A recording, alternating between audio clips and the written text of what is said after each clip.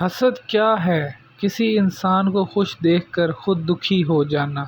کسی انسان کے پاس نعمت ہے اس سے چھن جانے کی خواہش کرنا، خود محنت کر کے وہ حاصل نہ کرنا، بس اسی کو کوستے رہنا کہ اس نے یہ کیسے حاصل کر لیا، اسی طرح زندگی گزار دینی۔ دوسروں کے لیے برا سوچنا اور ان کی ناکامی کا انتظار کرنا اور ان کی ناکامی کا سبب بننا اور ان کی ناکامی پر خوش ہونا،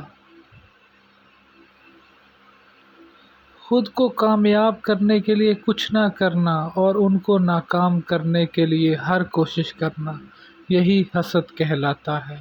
اللہ ہمیں حسد کرنے سے محفوظ رکھے اور حاسدین سے بھی محفوظ